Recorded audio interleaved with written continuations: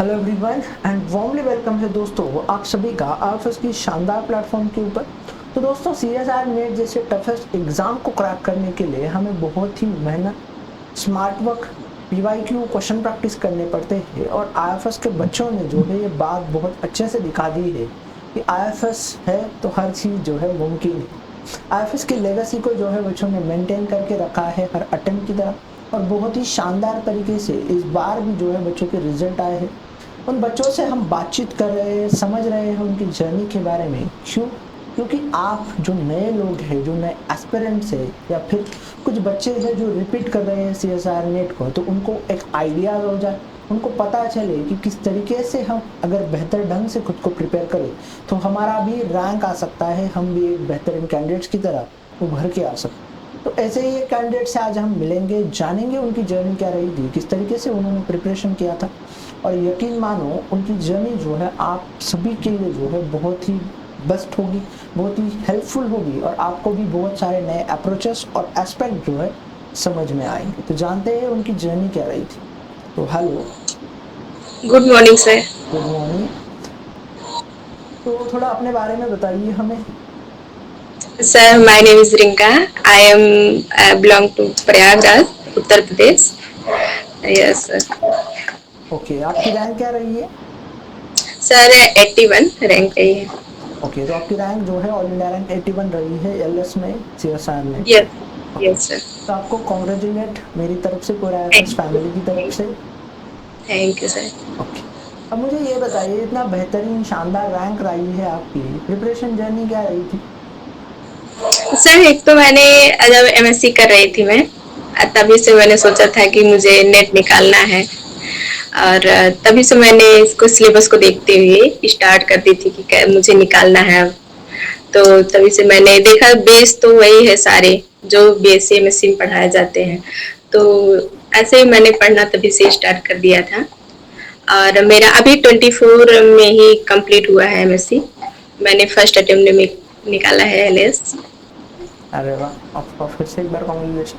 अब मुझे ये बताइए कि अब इतना बेहतर रैंक आया है और आपकी यकीन के साथ बहुत अच्छे तरीके से प्रिपरेशन रही होगी, आपने फर्स्ट अटेम्प्ट में ही निकाला।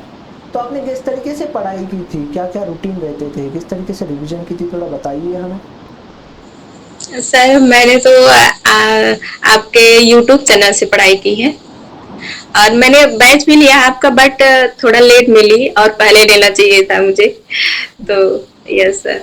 और मैंने प्रैक्टिस किए हैं। पहले तो मैंने सिलेबस को देखते हुए पढ़ा है पूरा कि क्या क्या है उसमें, कहाँ से क्वेश्चन उठाता। प्रीवियस ईयर हमने देखा कि हाँ क्वेश्चन कहाँ से उठा रहा है और कैसा उनका पूछने का तरीका, क्या क्वेश्चंस को पैटर्न देखा। फिर उस हिसाब से मैंने प्रैक्टिस किए, प्रीवियस ईयर सॉल्व किए, बुक से पढ़ा। और आपके जो आईएफएस के इमोशंस बैच है, और उस टाइम तो एग्जाम के समय में चल रहा था महाकुंभ, चल रहा था सीरीज, तो उसको भी मैंने पढ़ा था। ओके। और एग्जाम मैपिंग भी पढ़ा था, मैंने पूरा किया था। Yes sir. ओके, तो बहुत ही बेहतरीन तरीके से आपने मतलब लगभग हर एक चीज़ को देखा है। Yes yes. अब मुझे ये बताइए कि आपने सीएसआर नेट को क्यों चुना? मतलब आप यूपी से हो, आप स्टेट के यस पीसीएस के लिए जा सकते हो, ग्रुप सी ग्रुप डी के लिए जा सकते हो जहाँ से डायरेक्टली गवर्नमेंट जॉब में एंटर होते हो। उसी के साथ साथ टीजीटी पीजीटी भी देकर आप अच्छे टीचर भी बन सकते हो। उसी के साथ साथ यूपीएससी के लिए भी जा सकते थे। तो आपने सीएसआर नेट को मतलब क्या रीजन से क्यों चुना? सर, मुझे पसंद है असिस्टेंट प्रोफेसर बनना। मुझे अच्छा लगता है देख के। मुझे ऐसे, मैं तो जब से देखती थी ऐसे असिस्टेंट प्रोफेसर को, ऐसा लगता है मैं भी कभी बनूं। तो बहुत अच्छा लगता है इसलिए। और मुझे टीचिंग लाइन में ही जाना है, इसलिए मैंने ये सब पढ़ाई करी है। अदर फील्ड में नहीं जाना है। ओके, तो आपको अदर फील्ड में यस नहीं बनना है, टीचिंग में ही पढ़ाई की। यस। बहुत ही शानदार। अब मुझे ये बताइए कि आपने कितने यूनिट्स को प्रिपेयर किया था सीएसआर नेट के लिए? सर है तो 14 यूनिट है एप्लीट्यूड को ले करके। बट मैंने मेरा 2 यूनिट नहीं सही है, और इसके अलावा मैंने सबसे पढ़ी थी। 2 यूनिट जैसे मेथड सिम्बायोलॉजी है, अब वो हुआ। और एक यूनिट है तो वो भी नहीं मुझे समझ में आ रहा था, बट अब मैं पढ़ रही हूँ यहाँ से सर, बैच ली हूँ आईएफएस का, तो मुझे आने लगा है अब। ओके। अब यस। मुझे ये बताइए, अब मैं आपको सिंपल सवाल पूछता हूँ, जैसे लाइक आपने बैच लिया और बैच लेने से पहले भी आपने पढ़ा है, तो दोनों यस में सर। क्या डिफरेंस लगा आपको, क्या चेंजेस लगा? डिफरेंस यही लगा सर कि अगर मैं बैच पहले ली होती तो मुझे, मेरा तो जेआरएफ निकल गया होता। जितने जितना अच्छा सर विशाल सर पढ़ाते हैं एम्ब्रियोलॉजी, इतना अच्छा समझ में आया, पहले उतना क्लियर नहीं था, अब क्लियर हो गया और अच्छे से। और कैसे बायोकेमिस्ट्री से भी बच्चों को डर लगता है, बट बायोकेमिस्ट्री भी अच्छा हो गया। और उसके पहले भी मैं पढ़ी थी, सर से ही पढ़ी थी, लेकिन यूट्यूब से पढ़ी थी, ओके। फिर भी जैसे तब भी मुझे सही है। ओके, जैसे आपने बोला कि बच्चों को बायोकेमिस्ट्री प्रांशु से सर डर बहुत लगता है। अच्छा पढ़ाते हैं सर। हम्म, प्रांशु सर, हम्म, प्रांशु सर भी बहुत अच्छा पढ़ाते हैं। वो तो है।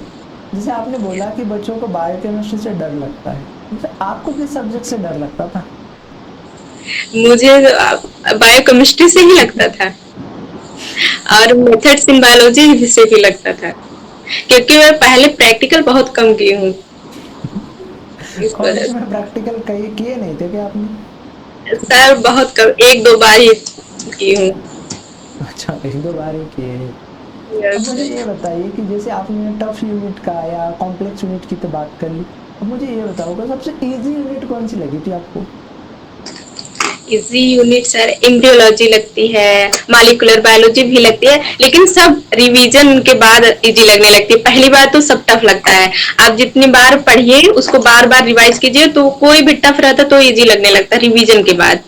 ओके। और फिर उस पर क्वेश्चन प्रैक्टिस कीजिए तो लगता है कि हाँ ऐसे ऐसे है, ये कोई चीज है नहीं समझ में तो क्वेश्चन सॉल्व करने के बाद आ जाता है कि हाँ ये ऐसे है।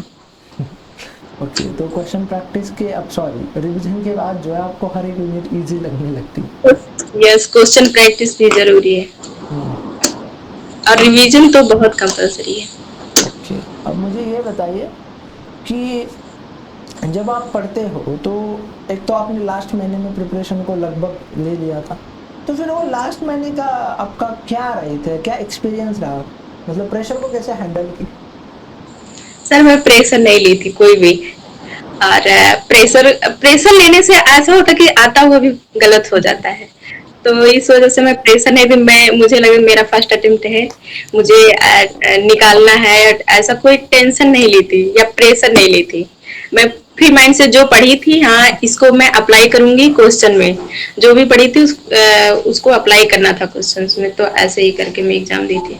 ओके, मतलब क्या हम ये कह सकते हैं कि आपने बिल्कुल भी लोड नहीं लिया था कि ठीक है जो होगा वो होगा, मैं मेरा बेस्ट दे के आऊंगी? यस यस सर, मैं अपना बेस्ट दूंगी और जो पढ़ी हूँ उसी को अप्लाई करके क्वेश्चन सॉल्व करूंगी। ये बात बहुत सही कही आपने, और बहुत सारे एस्पिरेंट्स लोगों के लिए भी ये बात बिल्कुल मतलब लागू होती है, जस्टिफाई करती है। जस्ट बिकॉज आपने भी बहुत अच्छे से पढ़ा होता है, आपने भी रिवीजन की होती है, पीवाईक्यू लगाए होते हैं, बट आप खुद के ऊपर इतना प्रेशर दे देते हो उस एग्जाम का। प्रेशर में गलत हो जाती है क्वेश्चन। तो उसके चक्कर में क्वेश्चंस गलत हो जाते हैं, जो कि ये भी अच्छे से इन्होंने बताया है। अब मुझे ये पूछना है आपको कि रिवीजन की, क्वेश्चन प्रैक्टिस की और मॉक टेस्ट की आपकी क्या स्ट्रेटजी थी, इस तरीके से किया आपने? सर पहले तो मैं पढ़ती थी टॉपिक को, फिर उसे उससे क्वेश्चन लगाती थी प्रैक्टिस, फिर देखती थी पीवाईक्यू में कहाँ से पूछा है, पीवाईक्यू भी देखती थी हाँ यहाँ से पूछा है, ऐसे ही स्ट्रेटजी थी मेरी हर एक चैप्टर से। अच्छा, इस तरीके से पढ़ के आप आगे चल। अब मुझे ये बताइए कि आपको जो जो सक्सेस मिला है इतना बेहतरीन सा, इसमें आपको तीन चीजें ऐसी क्या लगती है कि जिसकी वजह से ये सक्सेस आपको मिल गई? सर पहली तो लगती है hard work, daily routine, consistent daily routine. Routine होना चाहिए। इतना मुझे पढ़ना है, जितना आप डिसाइड कीजिए कि हाँ इतना हमें आज कवर कर लेना, पढ़ लेना है, उतना कंप्लीट करना चाहिए, और फिर उसको प्रैक्टिस करना, बस। Hard work, consistency, daily routine और प्रैक्टिस। यस। अब मुझे ये बताइए कि आपके जूनियर से, जो भी आपको व्यूअर्स हैं, जो भी लोग देख रहे हैं आपको, तो उनके लिए आपका क्या सजेशंस रहेगा कि किस तरीके से उन्होंने पढ़ाई करनी चाहिए CSIR नेट के लिए, क्या सलाह देना चाहोगे उन बच्चों को? सर पहले तो कॉन्सेप्ट जब भी पढ़े हो पूरे कंसंट्रेट होकर के पढ़ें, अपने कॉन्सेप्ट को समझें कि क्या इसका मतलब क्या निकल रहा है, इसको पढ़ने का उस कॉन्सेप्ट को समझेंगे, फिर जब क्वेश्चन सॉल्व करेंगे तो क्वेश्चन सॉल्व होगा। अगर यस सर, ऐसा ही। और बिना प्रेशर के पढ़े। ओके, बिना प्रेशर के पढ़े। और यस। एग्जाम हॉल के लिए क्या टिप्स देना चाहोगे बच्चों को? सब्जेक्ट को इंटरेस्ट लेकर पढ़ना चाहिए। अच्छा, अब मुझे ये बताइए कि एग्जाम हॉल के लिए क्या टिप्स देना चाहोगे?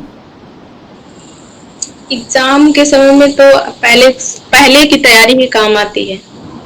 तो जो भी आप पढ़े रहिए उसको एक बार, मतलब एक बार क्या 2 बार रिवाइज पूरा कर लीजिए जितना आप पढ़े हैं। फिर बस फ्री माइंड। अच्छा, ठीक है, बहुत अच्छा, thank you for sharing your thank experience और struggles with us, thank you. Thank you sir.